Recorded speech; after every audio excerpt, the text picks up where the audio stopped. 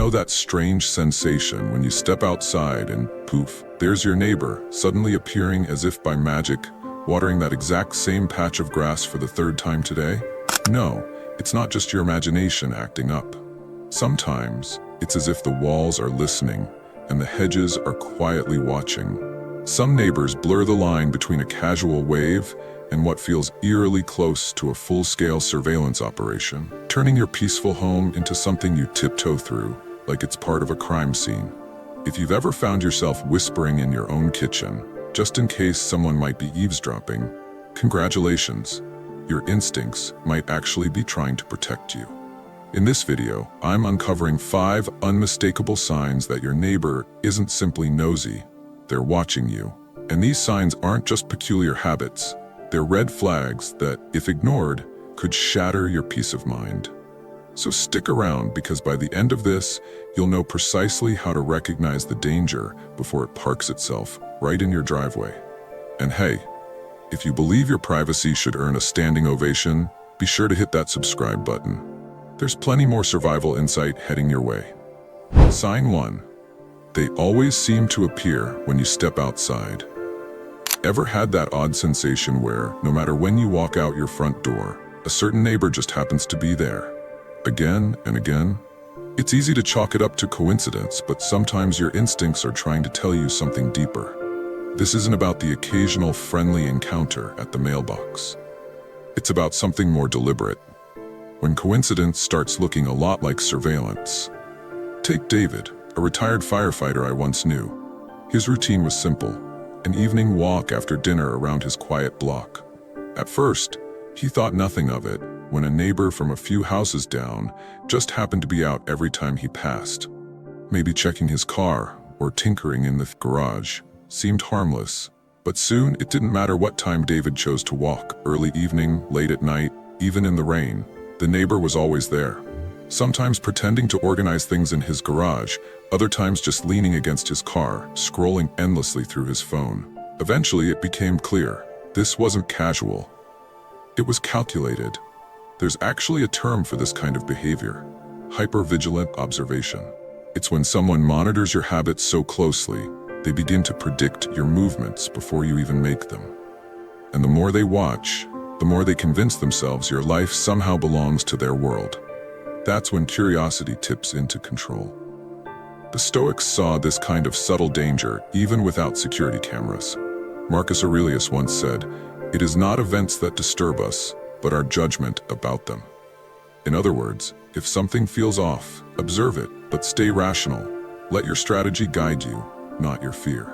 So what can you do if you suspect someone is tracking your movements? First, start a private log. Jot down the date, time, what happened, and why it felt unusual. Second, let tech help. Install cameras and review the footage. Over time, patterns will emerge. A neighbor consistently appearing minutes after you leave? That's not random. Next, shake things up. Leave at unexpected hours. Take a different route. Park somewhere else. If the behavior shifts along with your routine, that's your confirmation. They're not just noticing, they're watching. David eventually confronted the reality. He didn't accuse, he didn't act out. He documented, adjusted his schedule, and eventually involved authorities when his neighbor escalated, crossing onto his property late at night. Because he stayed calm, acted deliberately, and trusted his instincts, he reclaimed his peace without creating chaos. The truth is, if you feel like you're being watched, there's a good chance you are. Your instincts are ancient tools. They're not there to embarrass you. They're there to protect you. Ignoring them isn't bravery, it's betrayal. Real strength is recognizing the threat, responding with clarity, and keeping your sanctuary intact. Sign 2. Their technology is aimed at you. This next sign isn't about someone standing nearby or conveniently bumping into you. It's more subtle and far more invasive. It's the quiet presence of technology being used to watch, record, or even eavesdrop on your life without you ever seeing a pair of eyes. In today's digital world, surveillance doesn't need a trench coat and binoculars. All it takes is a lens pointed the right way, or a small device hidden in plain sight. Maybe you've noticed your neighbor's security camera just so happens to be aimed directly at your front yard, or worse, toward your living room window. Maybe it's capturing your kids playing outside. That isn't just bad camera placement, it's intentional. And the impact of this kind of surveillance creeps in slowly. You start sleeping poorly, you feel uneasy, even though you can't explain why. You hesitate to open the blinds. Before you know it, your home begins to feel less like a sanctuary and more like a glass box. Technology makes all of this frighteningly easy. A cheap device can pick up audio. A hidden lens can stream your life in real time. Your smart devices might start glitching or activating without you asking them to. Your phone battery drains faster. A strange Wi-Fi signal flickers into your network every time you walk in the door. These aren't harmless glitches. They could be warning signs of digital intrusion. And the psychological cost? It's huge. You stop singing in the kitchen. You hesitate to laugh. You edit your private conversations, your expressions, your emotions, all because you're afraid someone, somewhere, is watching. But here's where you need to draw the line. Marcus Aurelius reminded us that the thing standing between us and despair isn't the situation, it's how we respond to it. You can't control someone else's camera, but you can take back control over your environment and your mind. Start by scanning your property with fresh eyes. Look at the lights, the trees, even the birdhouses. Small devices can hide anywhere. Notice any new Wi-Fi signals that appear only when you're home. These are often early signs of monitoring. And yes, install your own cameras, not to watch others, but to guard your space. Set up encrypted networks. Use firewalls. This is your digital armor. Because the real win here isn't just surviving with someone watching you, it's refusing to give your peace of mind away. Your boundaries, physical, digital, and emotional, are your fortress. Reinforce them. Then live boldly inside them. Because real freedom isn't the absence of being watched. It's the strength to never let fear define the way you live. Sign 3. They know private details they shouldn't. Sometimes, the biggest red flag doesn't come from what you see.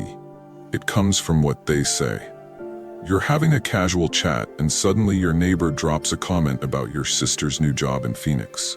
Something you only mentioned during a private phone call. Or they compliment a package you just ordered online, before you've even opened it. At first, it feels like coincidence. But after a few too many of those moments, you start to wonder, how do they know that? This kind of knowledge is not harmless curiosity. It's surveillance disguised as small talk. In today's world, where even 5 overheard conversations can reconstruct someone's life information, is power. And when someone starts collecting your private details you didn't share publicly, it becomes something far more serious than nosiness. It's an invasion. And here's the dangerous part. These neighbors often believe that simply living near you grants them access to your life. They justify their eavesdropping or snooping as neighborly interest. But really, they're building a psychological profile of you, bit by bit. It's how manipulation begins, collecting data, storing it, waiting for the moment it can be used. And the emotional cost? You begin to self-censor. You lower your voice. You start measuring your words around windows. You question what was overheard, what might have been misunderstood, what could be repeated. Slowly, you feel less and less free in your own space. From a Stoic point of view, the strategy here is not rage. It's control. Marcus Aurelius taught that the external world may act against you, but you always retain the power to defend your inner peace. So what should you do? First, run a test. Mention a fictional plan, maybe a vacation or a dinner reservation, loud enough to be overheard. If your neighbor later brings it up, you have your answer. It's crude, yes, but effective. Next, tighten your environment. Avoid discussing private matters near open windows or thin walls. Use a white noise machine if needed. Keep your digital footprint minimal. Location tags, routine posts, even harmless updates can be used to track your movements or learn your habits. This isn't about paranoia. It's about boundaries. It's about saying, this part of my life is not for public consumption. Because once a neighbor starts treating your private world like it's theirs to access, the line between community and control has already been crossed. And taking back that line requires strategy, not confrontation. Awareness, not fear. Set the boundaries, protect the silence. And remember, your life is not open source. Sign 4. There's physical evidence around your property. Sometimes the unease moves from your gut to your front porch, When the signs stop being subtle and start showing up in the real world, tangible, physical, undeniable, that's when it's no longer about a feeling, it's about facts. Imagine this. A man named Richard lives in a quiet neighborhood. He's the kind of person who notices the little things. One of his quirks? He always places his welcome mat slightly askew, just how he likes it.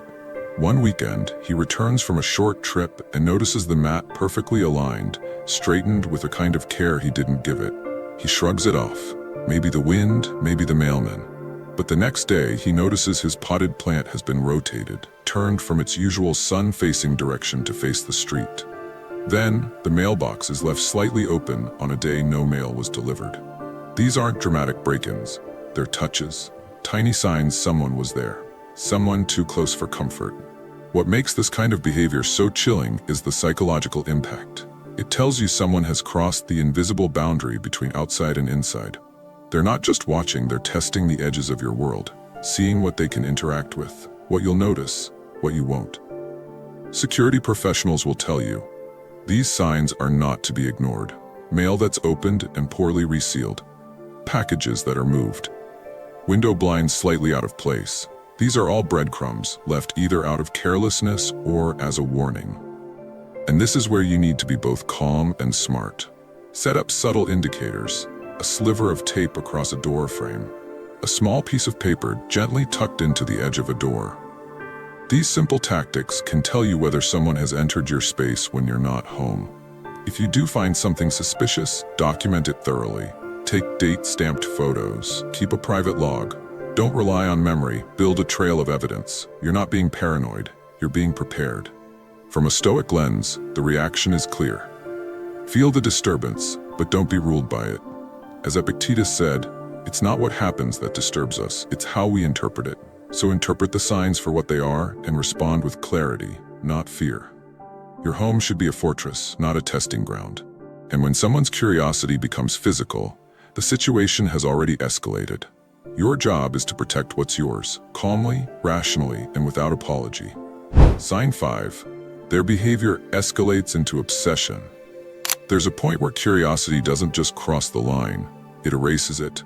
What starts as a friendly wave or a few too many coincidences slowly shifts into something darker, something persistent and invasive. When a neighbor's interest in your life becomes an obsession, it's no longer about being nosy, it's about control. Research shows that in the majority of stalking cases, the victim actually knew the stalker and often ignored the early signs, brushing off the gut feelings that something was off. Obsession doesn't burst in with a red flag. It inches forward, disguised as politeness, concern, or accidental overlap. Think about those subtle encounters that didn't sit right. The neighbor who lingers a little too long in conversation, who knows things you're sure you didn't say out loud, who always seems to know when you're home, when you're leaving, or even when you're going away for the weekend, without ever being told. Take Karen, for example, a woman living in a peaceful cul-de-sac. At first, she thought nothing of the overly cheerful waves from her neighbor. Then came the oddly specific questions about her job and casual remarks that suggested he knew things she hadn't shared. One day, after a phone call, made inside her house behind closed doors, where she mentioned a short weekend getaway, she found a note under her doormat that read, "Have a great trip." No one else knew. Even then, she tried to rationalize it. But soon after, that same neighbor was spotted in her backyard while she was away, claiming he was checking on things. That's when she realized it had gone too far. What's happening here psychologically is disturbing. You're no longer being seen as a neighbor. You're being treated as an object of control. These individuals will often present themselves as helpful, concerned, or overly familiar, all while isolating you from others and inching deeper into your personal space. From a Stoic perspective, there's one clear response: act immediately and act rationally. As Marcus Aurelius said, you have power over your mind, not outside events. Realize this, and you will find strength. Start documenting everything: conversations, behavior, changes in tone. Create a timeline. Not to vent, but to defend yourself. If the behavior escalates, don't hesitate to involve law enforcement. There are tools designed to protect you: restraining orders, anti-stalking laws, cease and desist notices. Use them. Reach out to people you trust. One of the tactics of obsessive individuals is isolation. Connection is your greatest weapon. Community makes you visible in the right way, and much harder to control. Obsession hides behind courtesy, behind concern, but your instincts aren't guessing, they're ancient alarms, trying to save you from something you can't fully name yet. Trust them, because silence won't protect you. Only action will. If you've stayed with me this far, you're now among the few who can truly recognize the difference between a well-meaning neighbor and someone quietly turning your life into their own twisted show. You've learned the signs, you've seen the patterns, and most importantly, you now know how to protect your peace before someone else tries to claim it. Remember, awareness isn't fear, it's preparation. It's the quiet decision to lock your mental and physical doors long before the threat ever knocks. So trust yourself and protect your space. What are your views on this? Share your thoughts in the comments below. I will personally read all of your comments. And if you seriously want to level up in life, don't forget to show some love by hitting the like and subscribe button. Stay strong. Until next time.